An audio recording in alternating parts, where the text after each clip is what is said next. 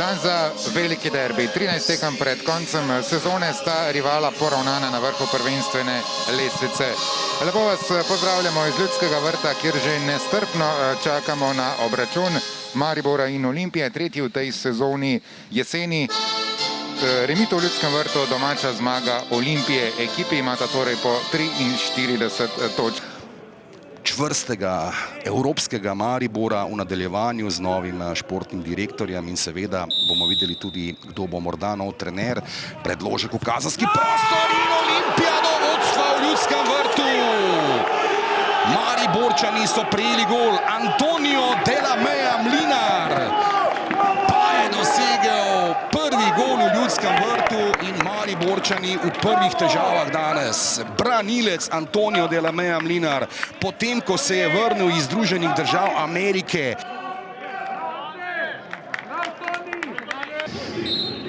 Ja, poznalo se je na zadnji tekmi proti Domžalam, tam na sredini igrišča, da je manjkal Elšnik, še en strel z glavo.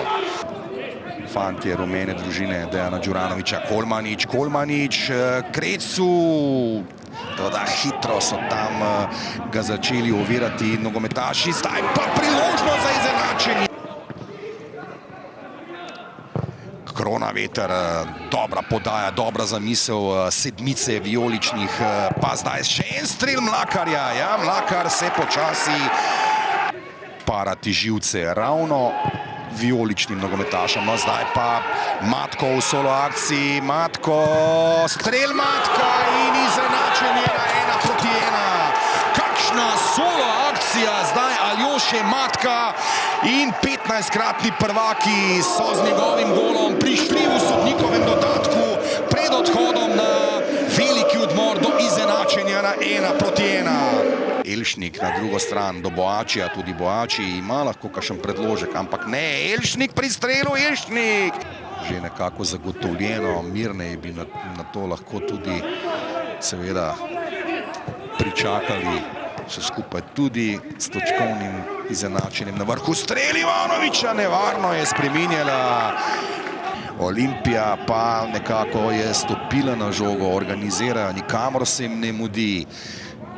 Prvenstvo bo še dolgo, zdaj pa priložnost Andrej Zvonbergar preko gola.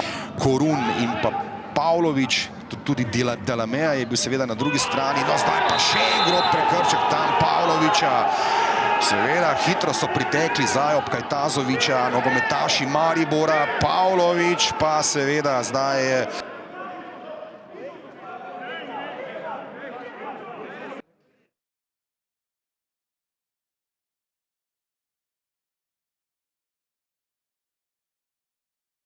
Seveda je bil zelo pomemben, glede na to, da smo malo trpeli prvi polčas, nismo bili dovolj dobri, da bi spostavili nek svoj način igre.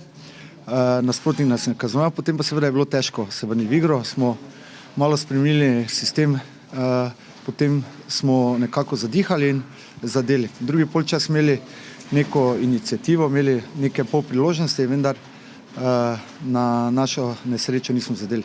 Pa lahko rečem, da smo mi bili bližje zmagi, tako da smo lahko nezadovoljni.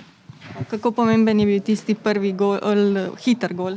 Pa normalno, da je pomemben gol. Čim prej ga daš, je bolj pomembno, ampak smo ga tudi pol brez veze dobili, tako da, kaj ćemo, če potegnemo črto, mislim, da smo bili bližje zmagi, ampak en gol v naši mreži, v njihovi, tako da zasluženo delitev točk.